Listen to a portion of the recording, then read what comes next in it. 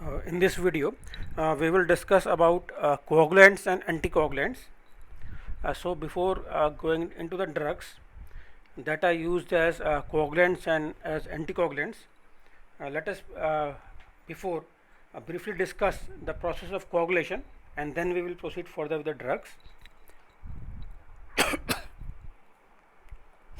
Now, coagulation is defined as a process which initiates after a blood vessel is or a tissue is injured, and loss of blood is stopped as a result of complex process, and this process is called blood coagulation or blood clotting. Okay. Now, there are certain important steps in this blood coagulation process. In all, it is a very complex process, but there are certain steps, important step in the process of blood coagulation or blood clotting. Let us briefly discuss them. Now, the important steps sorry, in the blood coagulation are vasoconstriction.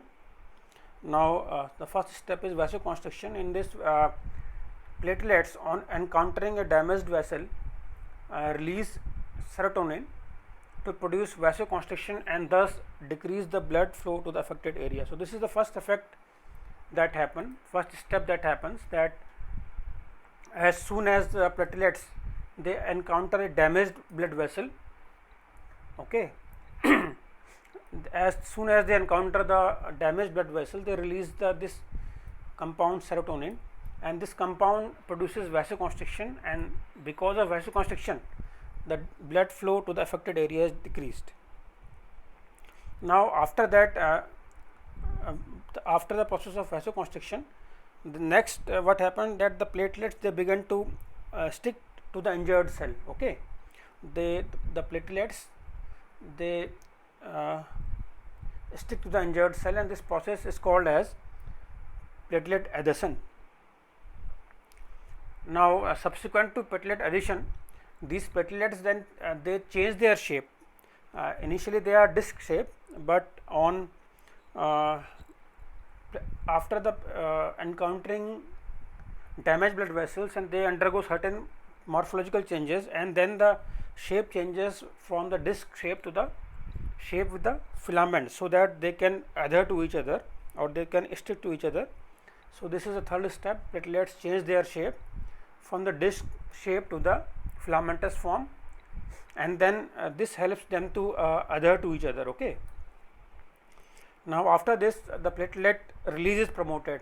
Once the platelet release the chemicals, namely adenosine diphosphate, which attracts more platelets to the site of injury, and in addition to this the platelets also release prostaglandin endoperoxidase enzyme. Okay. So, these chemicals are released by the platelets subsequent to this platelet adhesion, and then these chemicals, primarily this adenosine diphosphate, it attracts more of the platelets that are coming through the blood to the affected area. They also then stick to the platelets that are already present at the injured site when this process platelet adhesion occurred. Okay. So, now these more platelets they come and join to the original platelets and stick to them to form a temporary plug like structure, and this is the next step. Okay. The platelets passing through the injured area in the through the blood then stick to platelets that are already at the damaged site, and the platelet aggregation and they aggregate together and forms a temporary seal platelet plug. Okay. Now, this is not the actual seal, it is a temporary seal. Now, this after this the blood coagulation, as we have discussed, it is a complex process and involves several clotting factors also. This role of clotting factors and intervention of clotting factors then form a insoluble mesh like structure, and this blood involving clotting factors forms an insoluble mesh like structure of this component fibrin, then this mesh like structure made up of fibrin, it traps the blood cells, and additional plug is formed that is of higher strength than the original platelet plug that was formed. Okay. Now, as I it is a complex process, but the main factor is a prothrombin is like this. Prothrombin is converted to thrombin. Okay, prothrombin is a clotting factor. It is converted to thrombin by the action of prothrombin activator. Okay. Now, the thrombin that is formed by the action of prothrombin activator on prothrombin then acts on this fibrinogen to convert it to a fibrin, and this fibrin then forms the insoluble mesh like structure into which the blood cells are trapped, and a seal of higher strength is formed. Okay. Now, this prothrombin activator can be formed by two pathways. One is called the extrinsic pathway, another is called the intrinsic pathway. Now, this extrinsic pathway is a rapid pathway. Prothrombin activator can be formed through two pathways, extrinsic and intrinsic. Now, this extrinsic pathway is the rapid pathway, and normally it initiates in seconds, and it is initiated when the chemicals released by the damaged tissue enter the circulation. Okay. And another pathway is the intrinsic pathway. It is a relatively slow pathway. The time taken is in minutes, and it is limited to the damage to the blood vessel lining or the endothelium tissue of the blood vessels.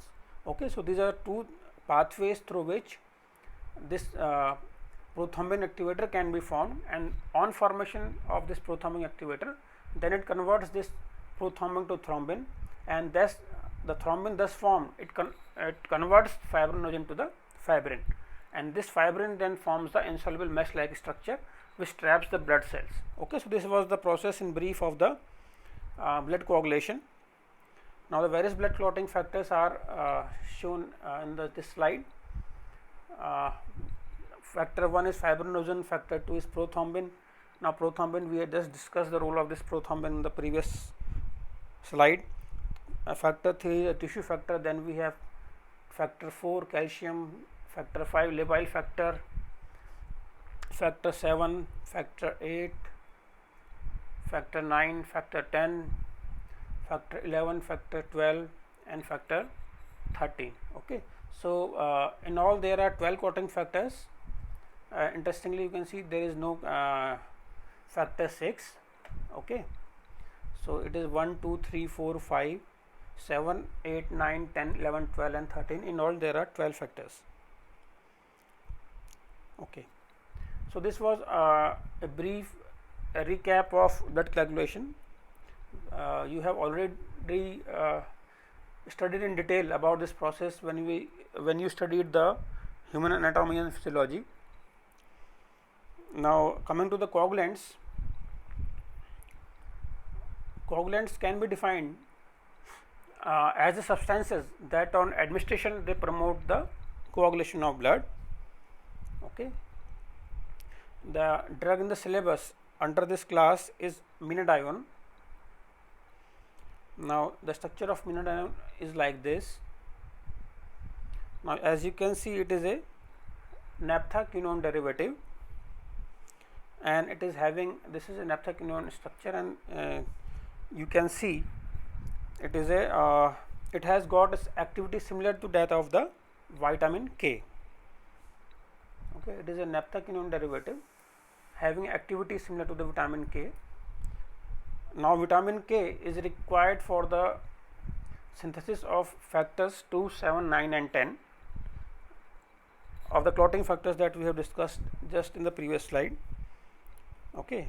So, this menadione, it is a bright yellow colored solid and insoluble in water, and vitamin K is required for synthesis of factors 2, 7, 9 and 10 of the blood coagulation pathway that we have just discussed in the previous slide. And so, menadione acts similar to the vitamin K and promote the process of coagulation.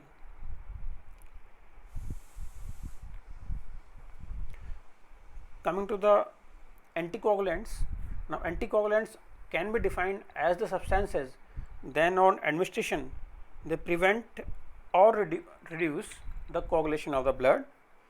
Now these anticoagulants they find multiple uses. They are used in patients with myocardial infarction, venous thrombosis and many other conditions. Okay. Now the drug in the syllabus is warfarin. Now this warfarin anticoagulant, it is used as sodium and potassium salt. The structure of is like this. Okay, this is the chemical structure of warfarin. It is used as a sodium and potassium salts. The salts are crystalline, water soluble and are discolored on exposure to light, and hence the storage is in amber color bottle or in the bottle that prevent the exposure to the light.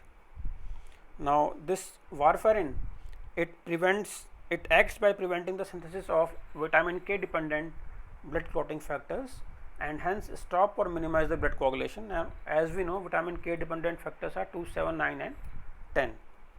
Okay. So this warfarin, it prevents the synthesis of those clotting factor and thus stop, minimize or delay the process of blood coagulation. Now this warfarin is in itself a toxic compound, and if not used properly it can have severe side effects like it can cause fetal bleeding. In the case of pregnant ladies, it can also lead to abortion. In addition, it can also form osteoporosis. Okay, so this was about the drug warfarin. Now another drug in the syllabus is anisidindone dione. Now this drug is structure like this. Now this structure, this fragment is 1,3-indane, 1,3-indane dione derivative. We have double bond at position number 1 and position number 3, so it is dione and this ring system is indane. So this is called 1,3-indane dione derivative, and we have this at the second position. We have a paramethoxyphenyl substituent attached to this ring system. Now this compound is a white crystalline powder and it is slightly soluble in water. Now this hydrogen at position number 2, this hydrogen which is shown in the figure over here, is can be ionized. Okay, so it can be removed from here, and hence it is weakly acidic. Now this drug, it inhibits the synthesis of plasma prothrombins and factors and clotting factors 7, 9 and 10. Okay, so in this way it acts as an anticoagulant by inhibiting the synthesis of these prothrombin and the factors 7, 9 and 10. Now this a metabolite of this drug, it forms red color urine. Okay, because of a metabolite this drug forms in the body, the urine color is changed to red. Now another drug in the syllabus under the category of anticoagulant is clopidogrel. Now this clopidogrel drug, as you can see the chemical structure of this drug, this is the ring system, is a thiophene ring system attached to a pyridine ring system. So this is a thienopyridine derivative, and it acts as an anticoagulant by inhibiting the platelet receptor for adenosine diphosphate, thus preventing the ADP, adenosine diphosphate mediated processes leading to inhibition of platelet adhesion and aggregation. Now as we have discussed the process of important steps in the blood coagulation pathway, we went through the importance of this release of this chemical adenosine diphosphate. Okay, now this drug clopidogrel, it inhibits the process of release of adenosine diphosphate by inhibiting the platelet receptor for this. It acts as an anticoagulant by inhibiting the platelet receptors for adenosine diphosphate, and hence the platelets, they are non-responsive to the presence of adenosine diphosphate, and the subsequent process, namely platelet adhesion and aggregation, they are inhibited. Okay, and in this way it acts as an anticoagulant. So this was all about the anticoagulants in the syllabus and coagulants in the syllabus. Okay.